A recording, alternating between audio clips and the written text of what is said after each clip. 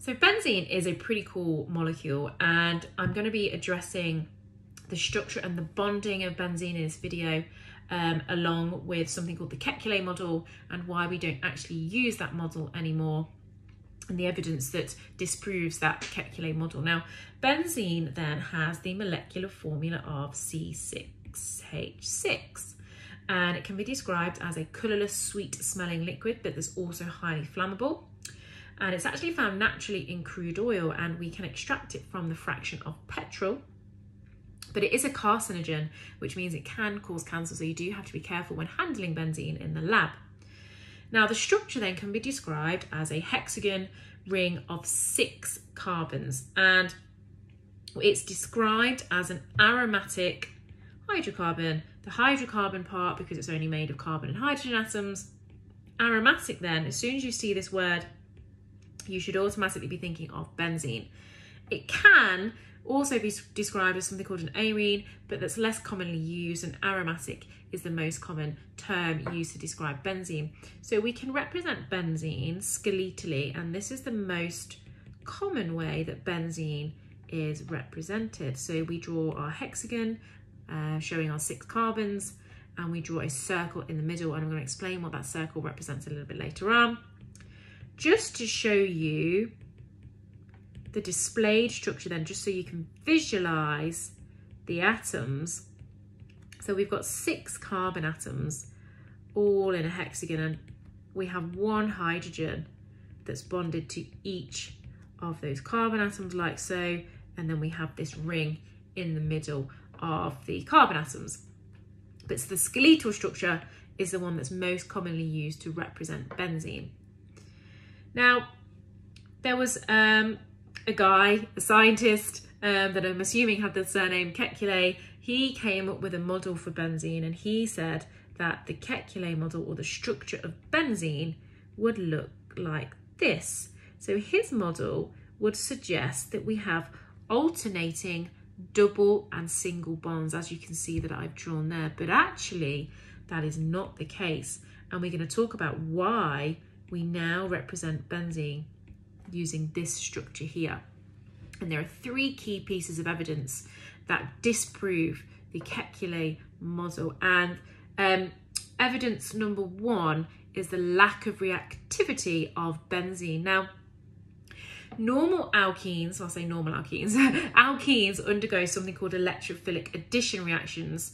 And if benzene had alternating single and double bonds, you would also expect benzene to undergo electrophilic addition reactions. However, it does not undergo electrophilic addition reactions. It actually undergoes electrophilic substitution reactions, which I'll cover in a later video.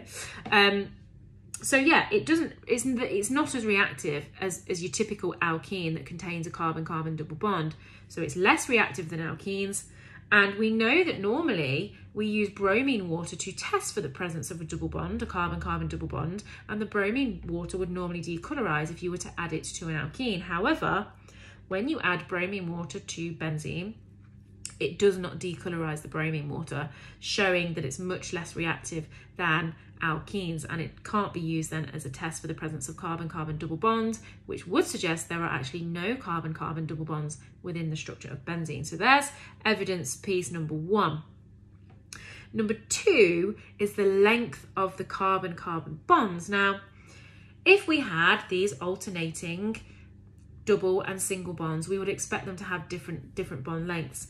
And when you actually carry out something called X-ray diffraction on benzene, you will see, or it tells you, that the carbon-carbon bonds in benzene, they all have the same length, which is 0.139 nanometers. So all of the bonds between all 6 carbons are exactly the same length. You would not expect this if it was alternating single and double bonds. You would expect single bonds to be longer than the double bonds. So you would expect there to be 2 different bond lengths within the structure of benzene. Single bonds having a length of 0.153 nanometers and double bonds having a length of 0.134 nanometers respectively, but that's not the case. So clearly it doesn't have these alternating double and single bonds. And then evidence piece number 3 is we look at something called hydrogenation enthalpy. So we're looking at adding hydrogen to benzene. Now, when you add hydrogen to cyclohexanone, represented just here, you can see that there is one double bond. So the hydrogen is going to break down the double bond, and each atom will attach to the carbons either side of that double bond. Now this actually has an enthalpy change value of minus 120 kilojoules per mole. So when you add a hydrogen molecule to cyclohexene, as shown here, it has an enthalpy change value of minus 120 kilojoules per mole.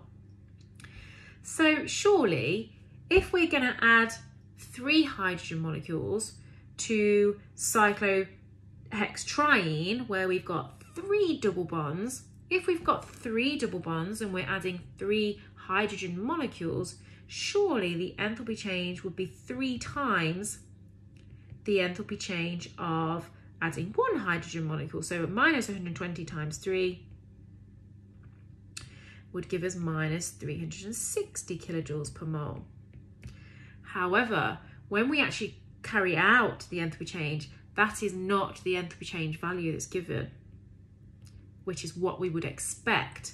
The actual enthalpy change value is minus 208 kilojoules per mole, which is much less exothermic than expected, suggesting that benzene is less stable than we predict. So there's the third piece of evidence. If you're adding 1 hydrogen molecule to break 1 double bond, it has an enthalpy change of minus 120 kilojoules per mole.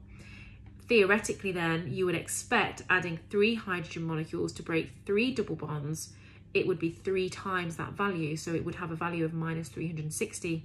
However, it doesn't. The actual enthalpy change value is minus 208.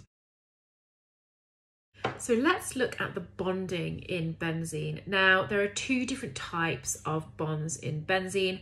All of the bonds are described as covalent bonds, so we're sharing electrons, but there are 2 types of covalent bonds that exist in benzene, and one of those is called a sigma bond, and this is when we have the direct overlap of orbitals, and this occurs between the carbon and the hydrogen atoms, and there is also one sigma bond that occurs between the carbon atoms themselves. The second type of covalent bond is something called a pi bond, and this is the sideways overlap of orbitals, and in this case it's the p orbitals that overlap sideways, causing these pi bonds, and it's the ring or the circle in the structure that shows or represents these pi bonds. Now, in an exam, an easy way to describe the structure of bonding in benzene is to actually draw a diagram and label the diagram. So let's draw our 6 carbon atoms in the hexagon, and I'm going to add on the hydrogen atoms as well. So the bonds that I have drawn so far are sigma bonds, so the bonds between the carbons and the hydrogens, and there is 1 sigma bond between each carbon atom. So these are described as sigma bonds, and it's the direct overlap of orbitals. Now, in order to form these pi bonds, what has to happen is these p orbitals that have this figure of 8 shape, like so. Excuse my drawing, it's not the best. So we have these p orbitals here, and what they actually do is they overlap sideways, and it forms these pi bonds above and below the plane. So this diagram here shows it much more clearly than my diagram. So we have the p orbitals here, and what they do is they overlap sideways, and you can see it forms these pi rings. We actually call it a pi system above and below the plane. So we've got this pi system above and below the plane. Now, within those pi bonds, or within that pi system, we have a delocalized ring of electron density. So the electrons within the pi system or the pi bonds are able to move around freely within the ring above and below the plane. And each, the ring actually contains in total 6 delocalized electrons because we have 1 electron from each carbon atom. So yeah, the best way to describe the bonding in benzene is actually to draw these diagrams and to label these diagrams like so. Thanks for watching. For more chemistry tips and revision, hit subscribe, click on the like button and check out my Instagram page using the link below.